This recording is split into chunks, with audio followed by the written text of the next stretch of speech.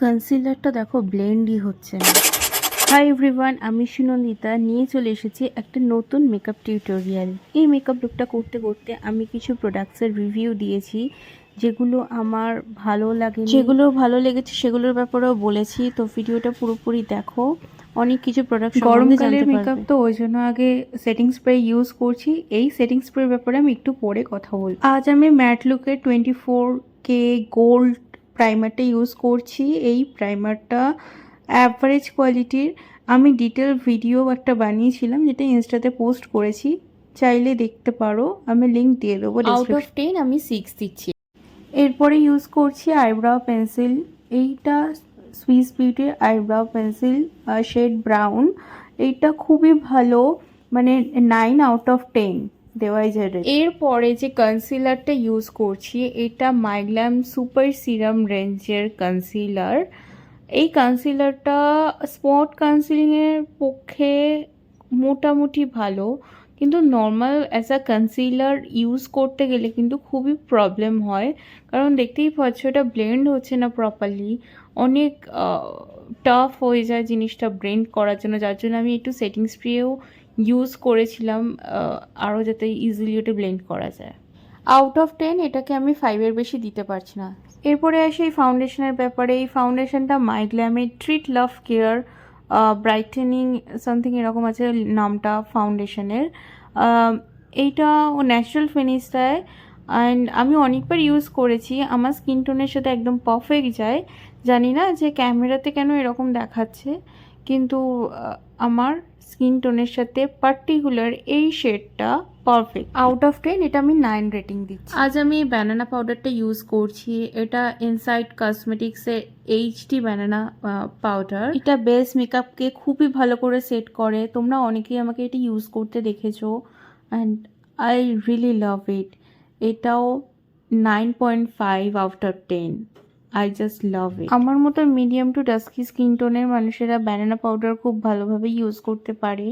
এতে মেকআপ বেসটা খুব ন্যাচারাল দেখতে লাগে, আর ফুল কভারেজ করলেও জিনিসটা ফিনিশিংটা খুব ভালো হয়। তো আমি প্রেফার করি ওই জন্য ব্যানানা পাউডার। কারেন্টলি লাস্ট 1 ইয়ার ধরে আমি এই ব্যানানা পাউডারটার উপরে অবসেসড। এরপরে আসি আই মেকআপে। আজকের আমি সুইস বিউটির এই মিনি 9 শেডের আইশ্যাডো প্যালেটটা ইউজ করছি। আমি আগেও বলেছি সুইস বিউটির এই 9 কালারের আইশ্যাডো প্যালেটগুলো বেস্ট। অনেকেই তোমরা বলতে শুনেছো। আজকের আমি আরও এই পিঙ্ক শাড়ির জন্য এই পিঙ্ক আই মেকআপটা করছি। এই শেডগুলো খুবই পিগমেন্টেড, অ্যান্ড 10 আউট অফ 10 এটা রেটিং দেওয়াই যায় প্রাইস অনুযায়ী।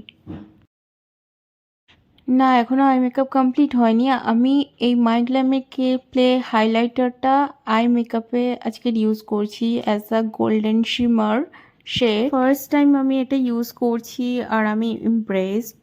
দেখতেই পাচ্ছ 10 আউট অফ 10 রেটিং দেওয়াই যায়। এরপর আমি ইউজ করছি সুইস বিউটির এই কাজল পেন্সিলটা, গ্রিন কাজল পেন্সিল। এটা খুবই পিগমেন্টেড, বাট পুরোটা স্মাচ প্রুফ নয়, ওই জন্য এটা আমি 7 আউট অফ 10 রেটিং দিচ্ছি। এরপরে আসি সুইস বিউটি ক্রেস মাস্কারায়।